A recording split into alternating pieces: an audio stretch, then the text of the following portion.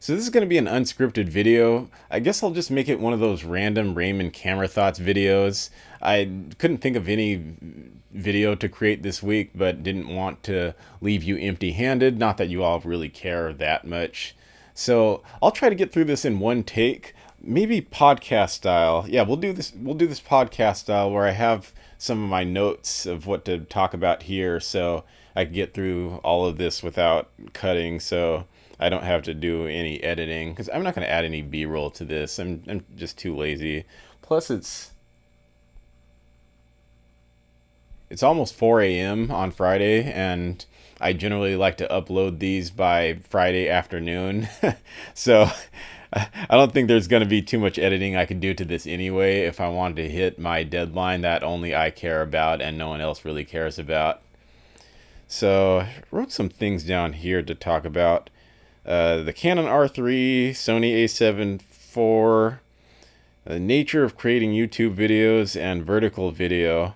So I only have very brief things to say about the cameras, even though it's a camera channel. Okay, so let's start with the R3. When I saw the reviews of the R3 from the few people who actually got their hands on it, there was one thing that really caught my eye, which is, I guess pun intended. It's that eye detect autofocus. Now, I'm not one of those people who generally is like those old school, those old school photographers that actually look through the little viewfinder here. I guess that's what it is, a viewfinder. But I did think it's cool that the camera actually tracks where in the field of view that your eye looks at.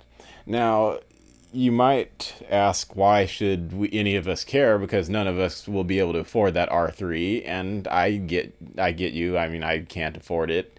I imagine the vast majority of people who are here watching this can't afford it because most of you came through my Canon 90D videos, and that's definitely a different price point. The Canon 90D is $1,200, and this R3 is what, probably $6,000 or something.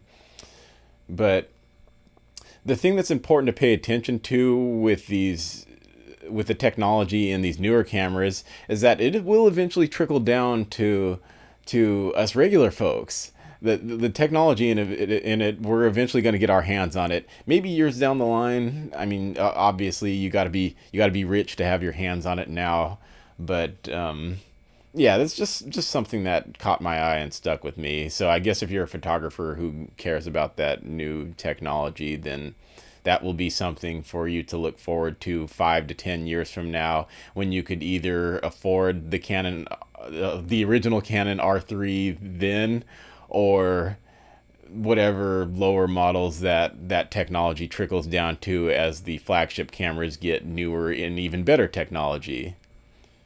So,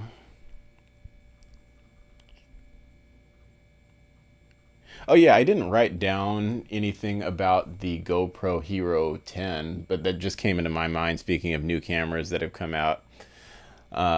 One thing that stuck to me seeing the reviews of that camera that just came out is the higher resolution, and of course I'm a resolution junkie, but the reason why the higher resolutions in those cameras stick out to me is because action cameras look like straight garbage at nighttime, and I'm hoping that having action cameras with higher resolution that goes way above 4K will make the sort of is it upsample? It will make the 4K at nighttime look better if I was to buy one of those and use it at night, because I do all of my running and exercising at nighttime, and I tried to use my DJI Osmo action camera, and it just looks like I'm filming with something from the the 1800s that also happens to film in color.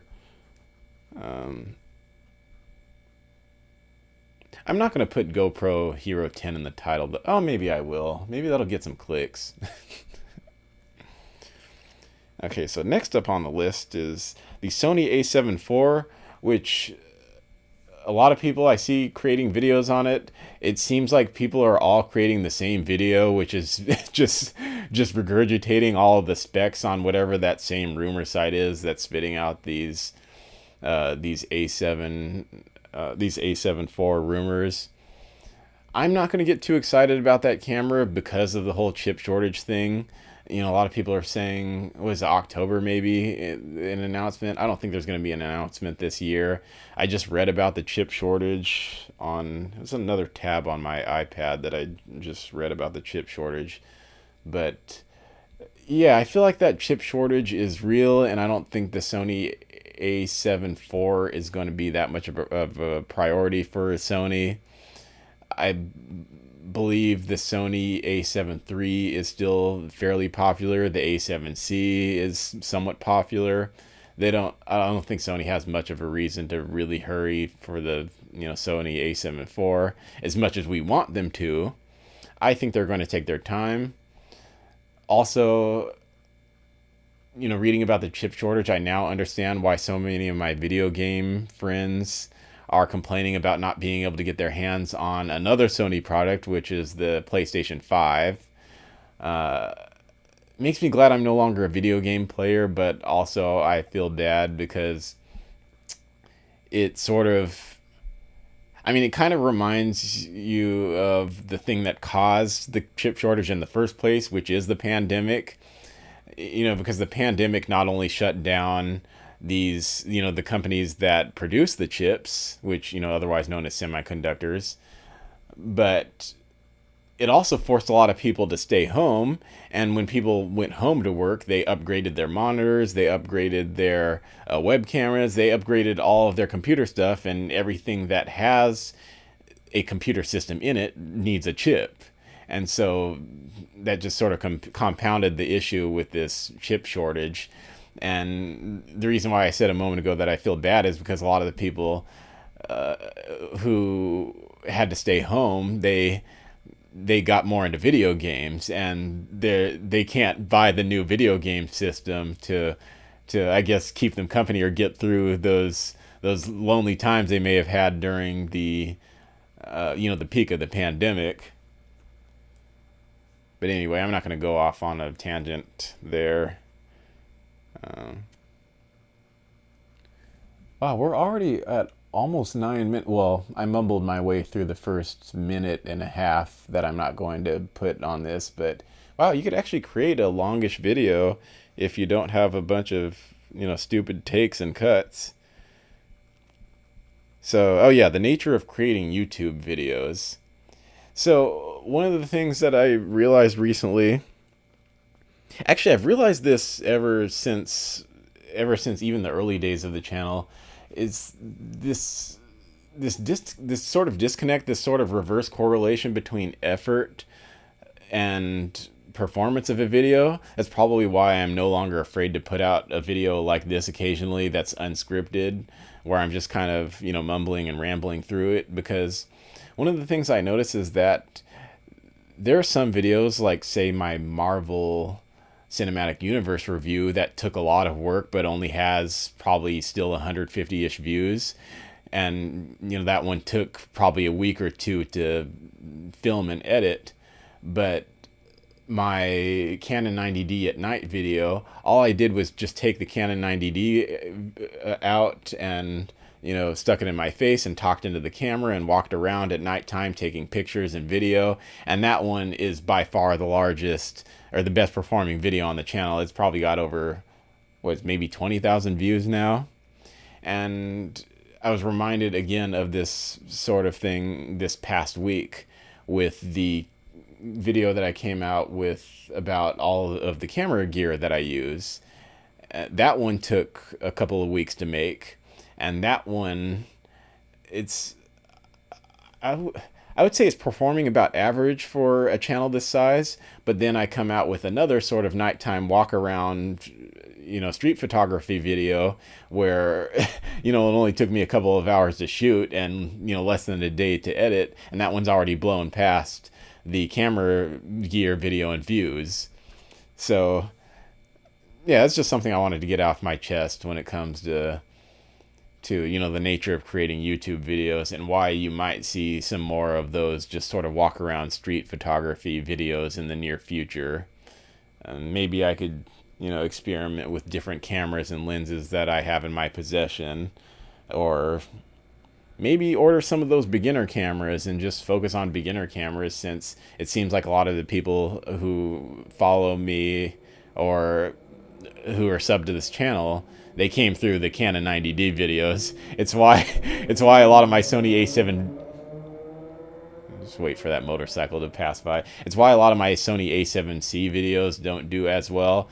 In fact, it might be it's like a slightly different price point, and there's probably still some people who are, came through the Canon 90D videos who are watching these Sony A7C videos and just sort of rolling their eyes, wondering why should I care about a Sony camera, and two, why should I care about a camera that's $1,800 with a lens that's an extra $1,200 when the Canon 90D, the body is $1,200, and I could get a lens on it that's 100 to 200 and be just fine.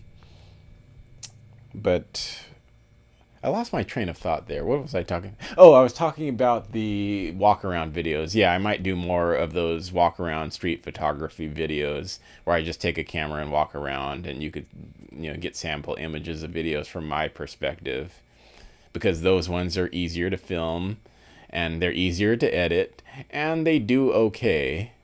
And they actually do especially well for the effort I put into them. And the last thing is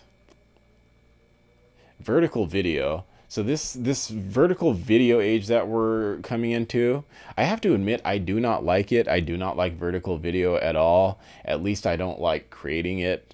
It's fine watching it, when I go onto TikTok or when I go onto Instagram Reels and waste my life for 5 minutes. Some of those are funny, like one in every 10 videos. Or it's funny. It's nice that they're only a few seconds long, so I could just, scroll past them. But I think the reason why I don't like them is, one, I don't want to use an expensive camera to film a video like this that is pretty much only compatible with a mobile device that is held, in portrait mode. And two, the video doesn't seem all that natural to me, because most of us have two eyes, and they're aligned horizontally. They're not aligned vertically, which I imagine is the reason why video and photography is mostly in a landscape mode. So, yeah, that's just my little rant about vertical video. I think I wrote another note about it. Oh yeah, it says, I need to be open to it though, because it could be the future, and I'm afraid of turning into one of those elderly people who are just afraid or grumpy about new technology. I'd rather be one of those people who just accepts it. So, I wonder if do I have any other thoughts?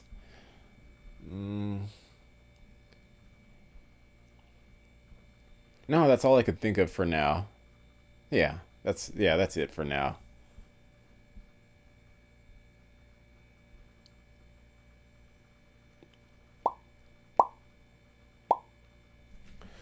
I'm gonna turn this off now.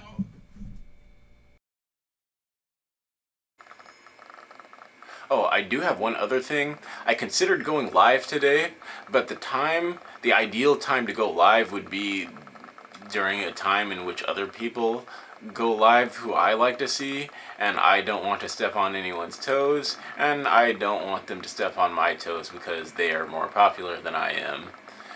So you guys are getting this video, and you're getting this part of the video through my camera audio because I already turned off my mic. So if this sounds different than the rest of the video, that is why.